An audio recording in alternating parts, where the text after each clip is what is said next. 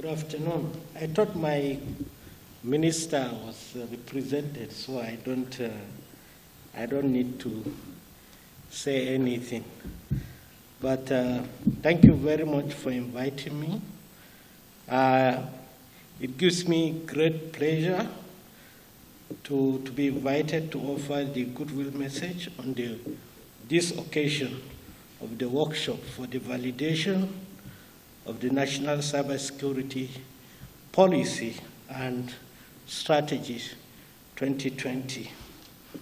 Well, this workshop is timely because the challenges and technologies in this arena evolve almost instantaneously. It is my hope that this revision will strengthen our cyber defenses in the public and also private sector. The push for utilizing technologies to transform every aspect of our endeavors and lives is one we should embrace, exploit, and leverage to increase efficiency and effectiveness for both private and public sector. And also, it allows us to participate in this digital technology. As we know, there are so many sensors, so many things that are being measured, and it is being accelerated. So the whole of our life is accelerated, and the same thing that is happening all the time. Therefore, there is need to measure what we do. If we don't measure, then there's no way for us to really manage what we do. With the recent activities observed in the cyberspace, it is recognized that Nigeria now has networks that can be disrupted using cyber tools. And knowing Nigerians who we are, that we are also special people, we also have a different mind of thinking about things. I believe that with our diversity and our sense, that we should be able to come up with something that we can defend our cyberspace that has been described that it has no border. But I believe that we should be able to do something in this arena. At this juncture, it is important to assure you of NIMS's commitment towards ensuring a strong and secure foundational digital identity. Will endeavor to implement and revise the revised national policy and strategy, which clearly points the way forward in protecting our infrastructure. You know that among the policy, the technology, processes, and people, the most important asset that we have is the people. And the most important aspect of the person, too, is the digital identity of the person. Therefore, we see this workshop as really directed to the operations of NIMSI. On the final note, I want to thank the National Security Advisor and all the stakeholders who have worked tirelessly in this past week to produce the draft National Security Policy and Strategy 2020. On behalf of my minister, and then the board of NIMSI, the management, and also the staff of National Identity Management Commission, I say a big congratulations to all of us. God bless the Federal Republic of Nigeria, and please continue to stay safe and positive in these difficult times. Thank you very much. Therefore, deems it crucial to designate such systems, networks, and infrastructure as critical national information infrastructure as part of the effort to protect their integrity and ensure their continued operation. To this end, government has identified sectors across the Nigerian economy where critical IC assets are domiciled in order to pave a path for their designation at CNII. However, a key aspect of this process is the registration of CNII assets by the various owners and operators. For this purpose, government created an online portal, as shown on the screen, to enable stakeholders that own and operate this critical asset to register the details of their infrastructure as a pathway towards joint development of modalities for their protection. There is a company that I know, which I will not mention. I think, I'm sure ONSA is aware, it's in Lagos, and it backhauls virtually all the banking data and traffic on, how do I say it now so I don't give it out? Anyway, it's very crucial. And I think if it has not been identified as CNI, I'm sure there will be efforts for such to be identified, because if there is any disruption to that, that means you can actually cripple certain operations, either in some banks or even the telecom operators. So there are a lot of private sector infrastructure that's really, very crucial to our survival and survival of the economy. This strategy therefore presents the government approach to CNI protection. The strategy acknowledges that CNI protection is a shared responsibility across government, private sector, the owners and operators of critical information infrastructure, and the entire populace. It is therefore our cardinal responsibility as a nation to complement government effort towards ensuring the protection and continuous operation of the CNII.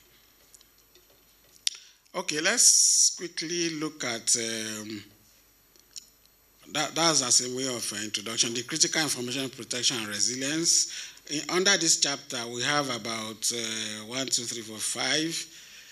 And I think it is very important, so we'll quickly rush through it so that we can take notes, and if there are questions, we'll throw it, and then the committee will be able to give us very good explanation. So I'll rush through, and then where I need to skip, I'll skip.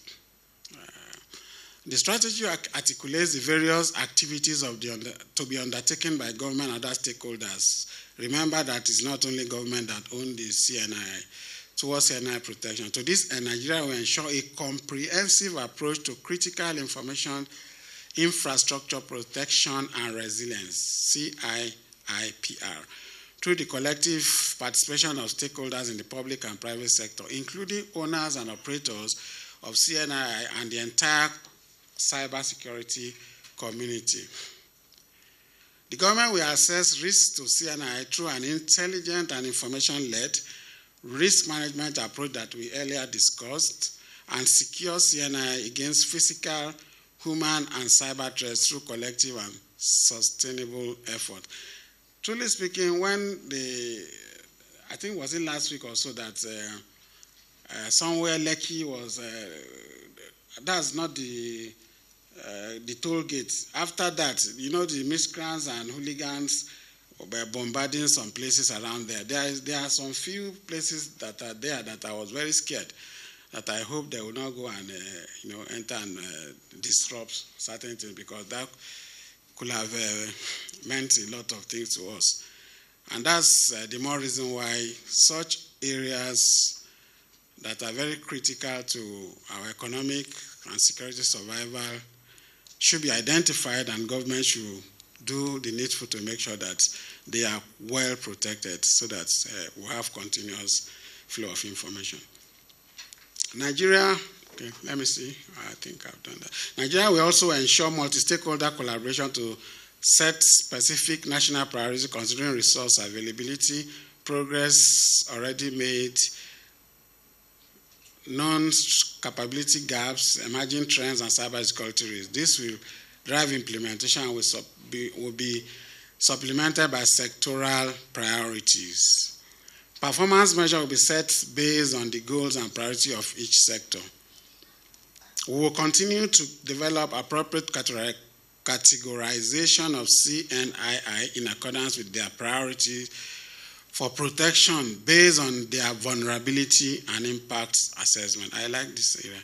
Accordingly, we shall continue, as government, shall continue to update the comprehensive list of CNII, which also is mentioned in the Acts, that requires protection priority and disseminate the CNII list to all relevant stakeholders while developing CNI protection plan in line with the categorization. Of course, you have them according to their importance. Okay, the critical information infrastructure sector. Okay, we look at the strategy identified 13 information. Please, can you just list that? I hope they can stay on the screen. Okay. 1, 2, 3, 4, 5, 6, 7, 8, 9, 10. Okay, yes. So we can quickly look at them. And if you feel they are not enough or something is not supposed to be there, please take note of it so that you can bring it up. Power and energy, water, ICT, information communication science and tech, banking, finance, health, public admin, education, defense and security, transport, food and agri, safety and emergency services, industrial and manufacturing, mines and steel. So those are the 13. Then under strategic initiative, we also have some few things under it, which establish effective collaborative partnership with CNI ownership and operators. You can just go down and just look at it. Then 2 is identifying and evaluating potential critical national information infrastructure. Let me just go through this area. To identify and evaluate, government will work with owners and operators of critical information infrastructure to ensure periodic and continuous identification of critical information infrastructure in the advent of emerging technology. You agree with me that as technology keeps improving, some infrastructure will also be reclassified based on the upgrade of technology. Government will also conduct periodic audit and evaluation to estimate the risk level of identified critical national information infrastructure. Government will also adopt a risk-based approach in the identification and prioritization of critical national information infrastructure protection. Let me stand and permit me please to stand on the existing protocol. I'm Air Vice Marshal Victor Udo, retired. I head the Airbus office here in Nigeria. Let me start by, first of all, mentioning the importance of this exercise. So much has been said, but I'll say 1 or 2 personal experiences outside this country. I was in Garmisch, I think 2006, and then at Harvard on studies on cybersecurity. And something happened. We were there from so many countries, and at a point where we started the course, we were told to any country that has a policy should come this side. If you have a policy and a strategy, this side. If you have a policy, strategy, and a law on cyber security or cyber crime, this side. I was very proud to be a Nigerian that day because we had the 3. And it's very heartwarming to see that this policy and strategy that started 2014. I'll thank Ambassador Wandu once again because we were there in his office and they put it together.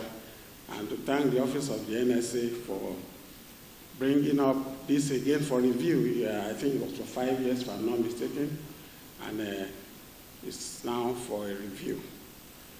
A lot has been said about the cyberspace, but I think, and I want to give kudos to those who have done sleepless nights to come up with this document, because this is a route I've passed. I think I've been involved in about 3 laws without being in the National Assembly. The cyber crime law, part of it, and then the DSA and some other ones. And I know what it takes to come up with policies, strategies, laws, is sleepless nights, and to come up with something that combines the two within the past 5 weeks. I know they must have gone through a lot of sleepless nights, and I want to seize this opportunity to thank the committee and to the stakeholders that will be involved tomorrow. They should brace up, because I had to go through the documents in a day or two. It's not going to be an easy task. But it's always heartwarming and very good to work for the nation, especially for those of us who have been in the armed forces. It's just like being a member of the Green Eagles. Whenever you are called upon to come and work for your country, it's a thing of pride. So on this note, I don't want to say too much. Welcome all of you, and I thank you for being here. Just one more comment, just from NIDA, that has been doing a great job, especially coming up with the issues of the data protection and privacy, since we don't have a law in that direction. And to also say that, not completely in line with what is said, I think what we need is more of synergy. And the only office where the law that we currently operate, which is the Cybercrime Act of 2015, until that law is revised or another law is made, it puts this squarely on the office of the National Security Advisor. And I think it is good to follow the law and work together. From what we have here is Stakeholders Workshop. And like every other person has said, that all we need is not interagency rivalry, but interagency cooperation. Thank you very much.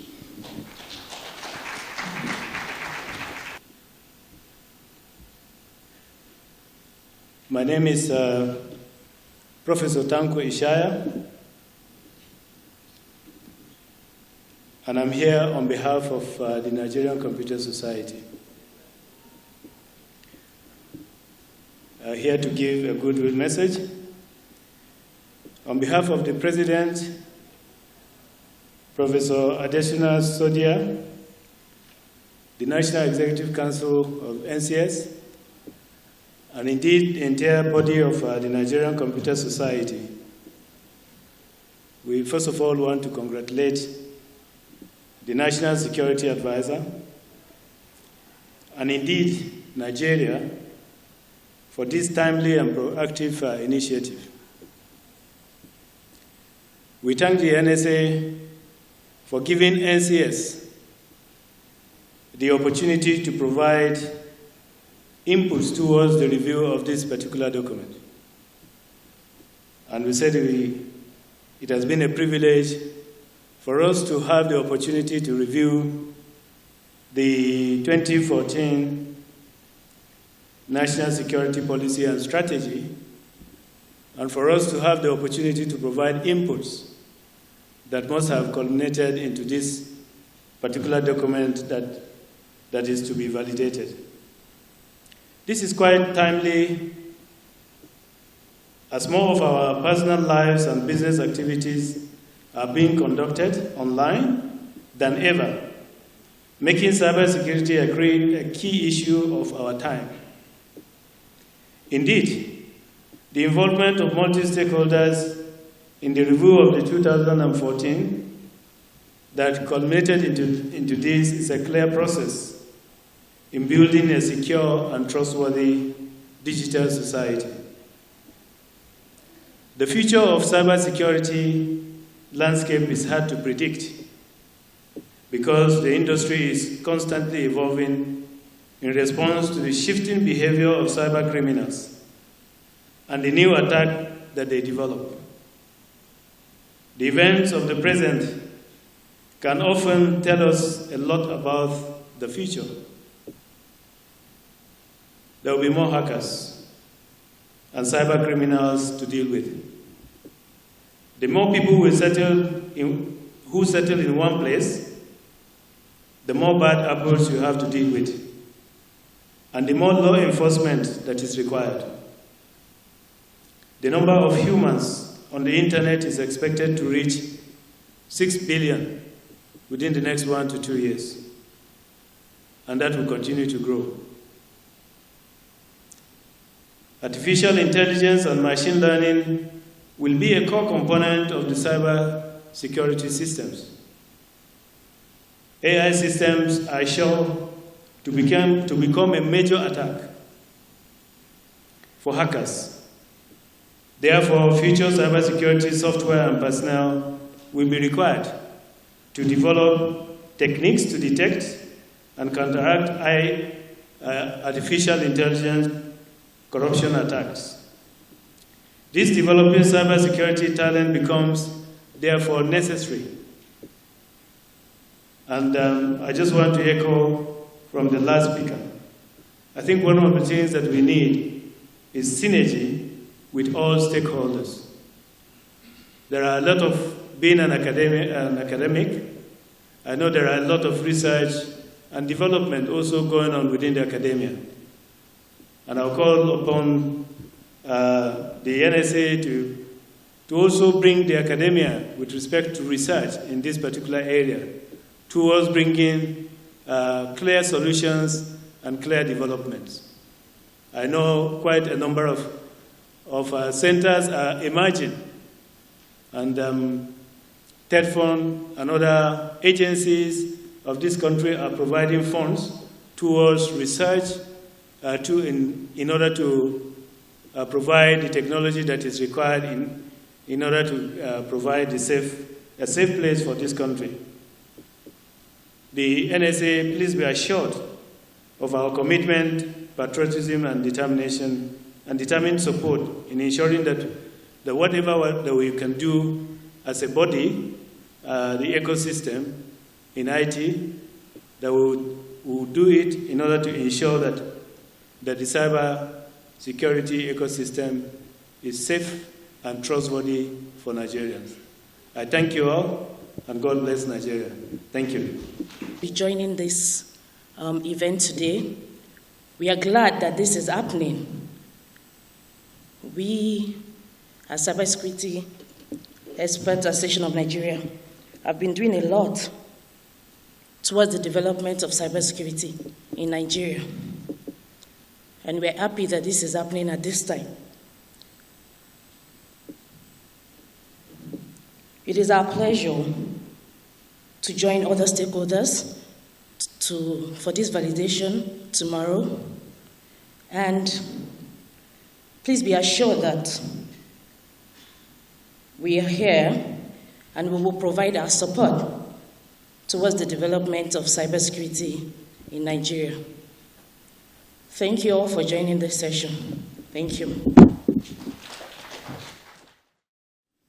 $70 billion worth of investments made today since 2001 when the industry was deregulated, and continues to invest in technology that drives the digital economy.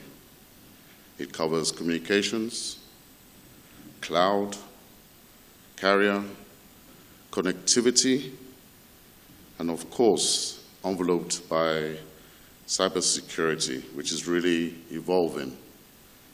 The area that concerns our industry is critical national infrastructure.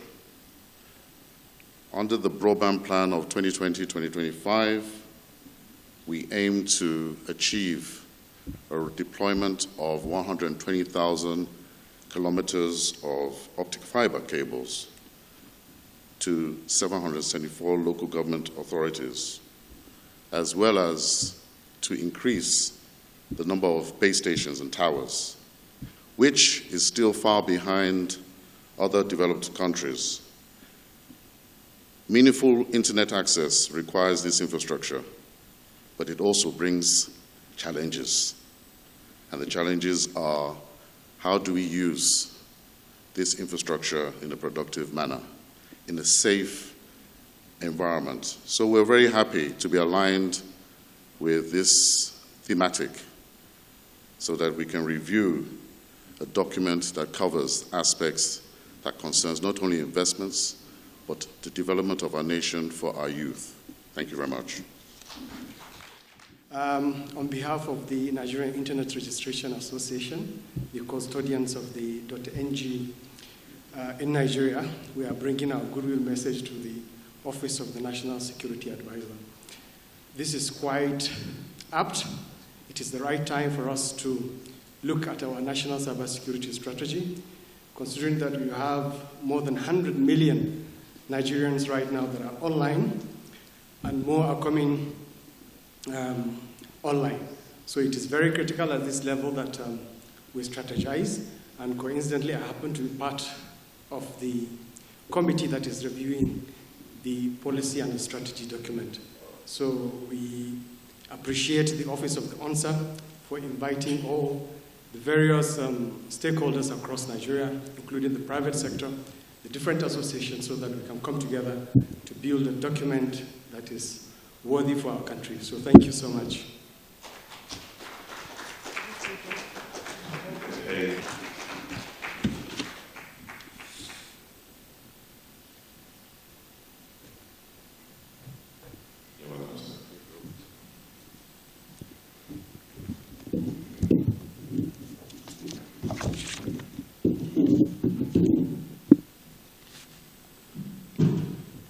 Good evening, everyone.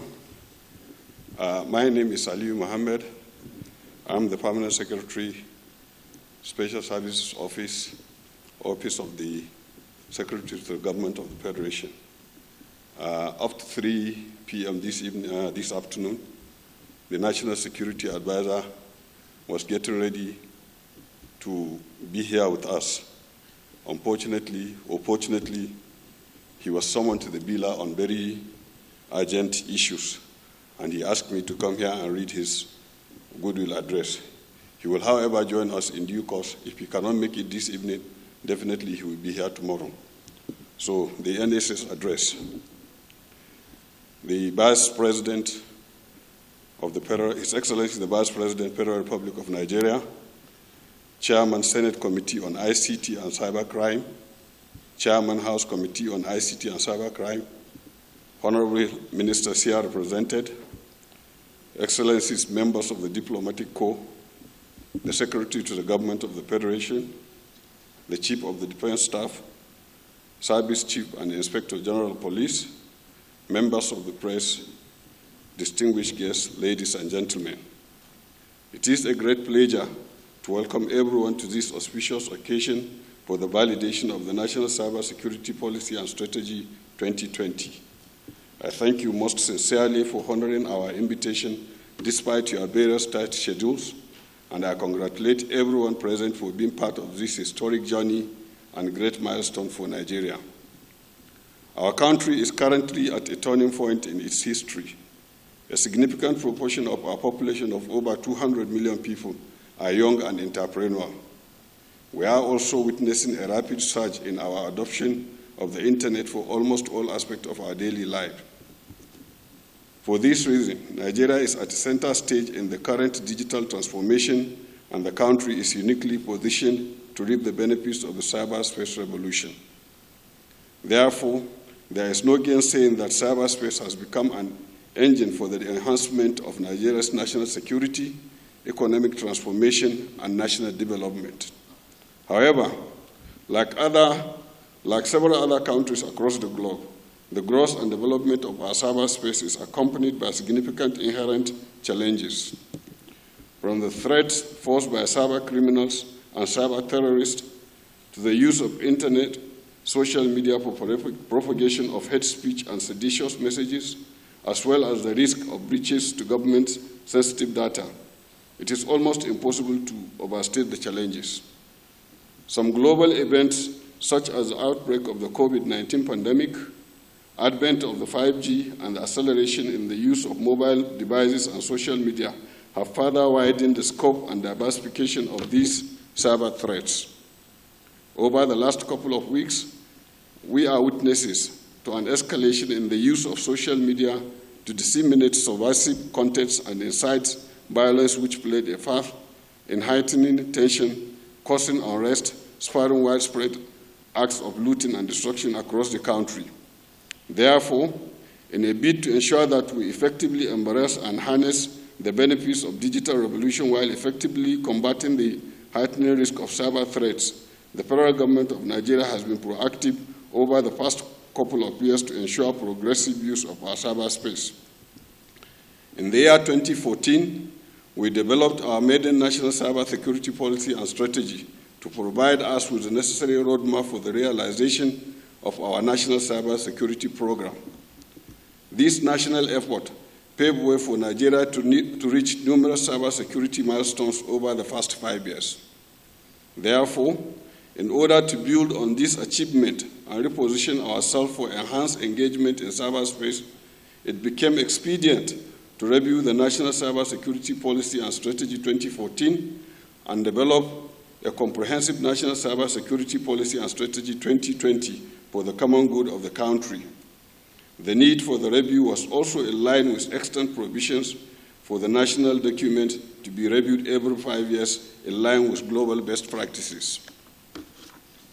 Against this background, on 10 September 2020, the Office of the National Security Advisor inaugurated a multi-stakeholder committee comprising representatives from government ministries, departments and agencies, private sector, academia, cybersecurity advocacy groups, and subject matter experts, among others, to identify the gaps in the National Cybersecurity Policy and Strategy 2014, harmonize the various inputs of stakeholders, and formulate the National Cybersecurity Policy and Strategy 2020.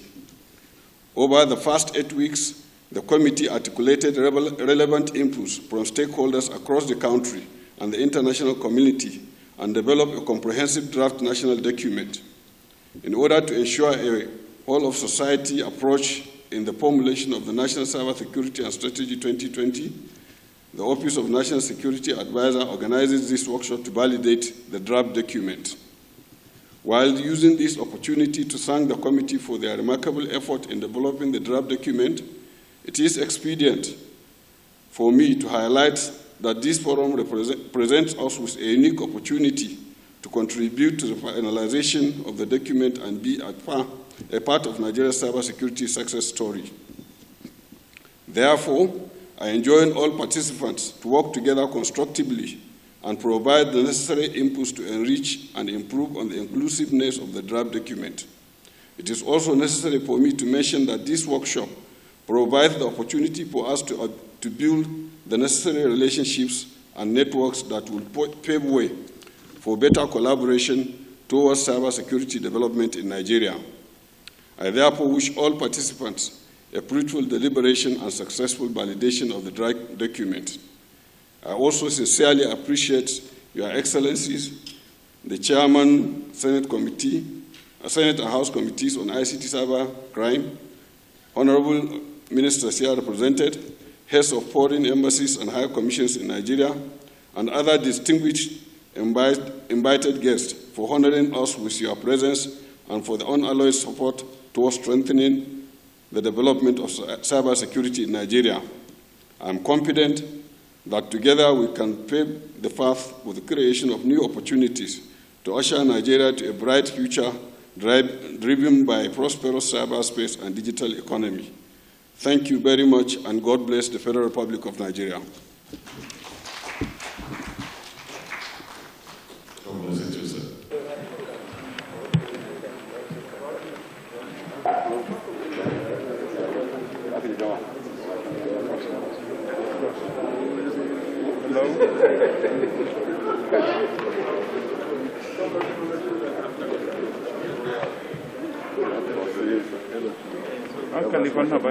Okay. please?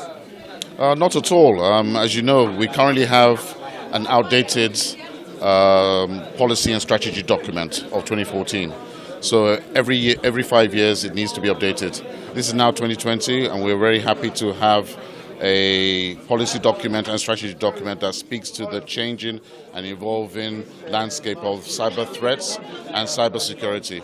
So it isn't to monitor, it's not Big Brother, it is essentially to ensure the continuous development of our nation and the threats that is posed by those that are prepared to hack and cause destruction. Can you just quickly tell us one or two aspects where you think this intervention is indeed very needed right now? Well, if you look at our nation of 200 million people, you tend to find that there's haves and have-nots. And what do we mean by that? We need every Nigerian citizen to be connected to the internet.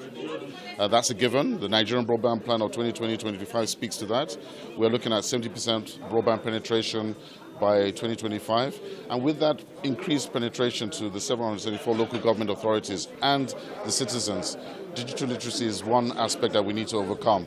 And also, with the increased usage of the internet, especially during this COVID-19 and what we've learned with everything coming online, it also increases the cybersecurity aspects. So it needs to address that. The second one is really, we need to also consider that the cybersecurity industry is a massive one. It represents $170 billion worth of value. And we need to, as a country, not only be consumers of technology, but also producers. And if you are producing technology, cybersecurity should be one key component to ensure that your products are available and services are available, secured for those that will use it, especially Nigerian citizens. Thank you so much. Most welcome. So why is it necessary for us to review our cyber security strategy at this point? Well, it's necessary. When you look at the document itself, it gives itself a validity of 5 years, after which it's supposed to come up for review. You know, cyber issues, cyber threats are always renewing and emerging. So there's a need for the document to be alive, to meet up with the current realities. Then also talking about your direct relationship with the national identity. Well, exactly what and what will you be looking forward to in terms of helping to ensure that at least it benefits our state? Okay, the National Identity Management Commission, apart from implementing its mandate of populating the database, is also a regulator for the identity sector. So identity has been recognized as one of the critical factors to be protected under the strategy and the policy and strategy documents. When you look at the subheading of communications, informations sector, we fall under that sector. So as custodian to the identity of people, we are forced by law to make sure that the privacy of that information is secured. The privacy of the database, access to the database. Already, the NSA has already come up with a regulation on access to the National Identity Database, which put into consideration the issue of securing access by every licensee or persons permitted, and for illegal access for people that will try to encroach on the system.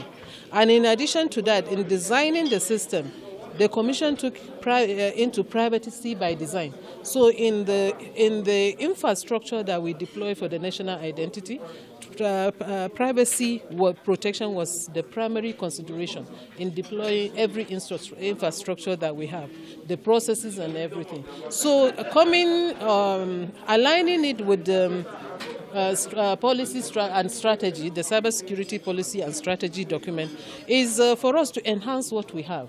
We are already in a sector managed or regulated or managed or supervised by a ministry, the digital economy, the ministry. So all those industries or sectors under that sector, the MDAs under that sector, will have to come forward together, to work together in a collaborative manner, in line with what is provided in the revised document, to come up with a sectoral regulation and framework that will guide the sector in ensuring cybersecurity and resilient system within that sector. Thank you so much. Thank you. Okay, we just want to find out the nation's cybersecurity strategy is being reviewed on the process. First of all, why do we need to do that at this time? This is a very critical time for us to look at what was done in 2014 and then look at what is missing and how to also bridge the gap. And you know that in technology space, everything in technology changes in 3 years. So it is just an ideal time. I haven't done a document in 2014. The lifespan of the document is supposed to be 5 years. It's supposed to be, it has expired by 2019. And technology has even gone forward. So it's best time for us to review it. Also, activities in the cyberspace, especially in digital economy space, also has increased drastically. So all that technology has come up. Other things have been included in the what's it called in cyber realm. So it is right time for the country to review it and also bridge the gap, add other things to it as it's deemed fit. When are you going to end this review? It's supposed to be ended in a couple of days. I just want to find out what are the aspects you're looking at adding to the policy? So many other areas have been added to it. For example, in area of research and development, right, and training, capacity development for our law enforcement agency, research and development for our teaming youths, for them to be able to develop products that are marketable, for them to also develop skills that we can also export outside Nigerian space. Because if you look at India, if you look at other climes, they build capabilities of their teaming youth to be able to respond to threats in the cyberspace, to be able to also build themselves up and also create markets in the whole of Africa and also in the whole of the world. So we're also looking at that. Also, research and development is very, very important. We are also looking at leveraging technology like artificial intelligence, machine learning, to look at incidences that happened in the past, look at the current environment, be able to predict what will happen in the future in the area of attack and the area of vulnerability and other incidences. So those are new things that are coming on board. Well, basically the 2014 document had a lifespan of 5 years. And so if you take 2014 plus 5, that means that technically by 2019 it has actually lapsed. But the slight lacuna that has helped us is that it didn't actually get signed until 2015. Now, having said that, this is something we would have started much earlier in the year, but we're all aware of the challenges of the lockdown and the pandemic, and so despite that, the country has been trying to move forward on this, and so that is why you see us meeting. That is why you see what is happening now as it is happening. The other critical reason is that, as you know, anything in cyberspace moves much more rapidly than things in analog or physical space, and so that this document is primarily about people, the well-being of people, and we are talking about the broadest set of society. So when we look at Malam Meshai, when we look at the vulcanizer, when we look at Mama Okpa, when we look at Mama Alakara, these people are now using handsets. This means these people are getting into the digital world, and it is getting increasingly so. And therefore, the threats are beginning to also apply to them. And I think any responsible government has a duty to be able to develop policies and strategies that will make sure that all people in the society have some level, not only of protection, but also a high level of trust in the technology and the systems that underpin the technology. So the key pillars of what we have done is people, processes, and technology. Sir, I just want to quickly know, this ends as a protest. Yes. Which is still ongoing. Anyway. Correct, yes. Did you people learn any lessons? Is there anything that an input you are going to make, having seen that it was organized and executed through the social media? I think there are a lot of takeaways and a great deal of lessons. One of the key lessons is that influence operations are real. It is actually possible to what we would call hack the mind of the people. So you are no longer hacking the telephone or the computer or the network, but you are actually hacking the thinking by influencing people's thinking, in some instances maybe not as constructively as we would otherwise want. But the whole idea is that, yes, there are critical lessons from this. So it is real. It has happened.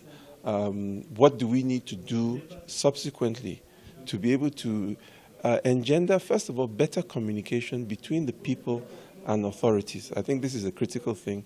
How do we also utilize these technologies to build trust?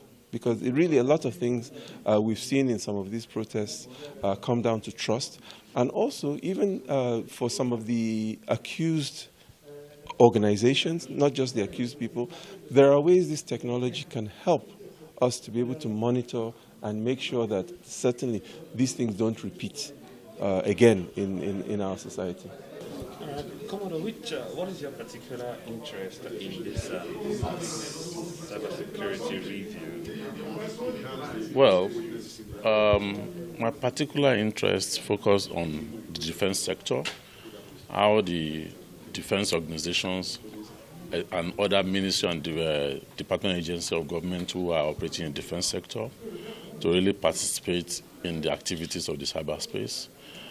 As you know, the military is very vital in the activities, one of the strategic government department and agency.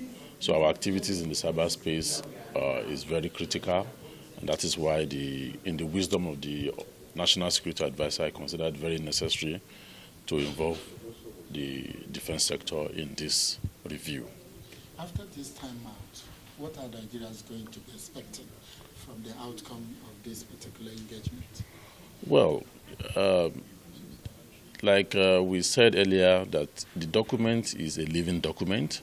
The 2014, since it was promulgated, definitely there are certain gaps, and we hope that this review has addressed some of those gaps, and it should be a better document that will bring about a better living, well-being of Nigerians and ensure and improve national security.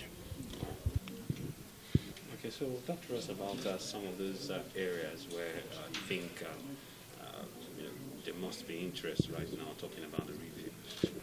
Well, for me, I think one of the most important areas which we have midstream into the provisions of this policy has to do on the need to balance cybersecurity and human rights. Because you can't talk about cybersecurity that will violate the fundamental issue that has to do with human rights.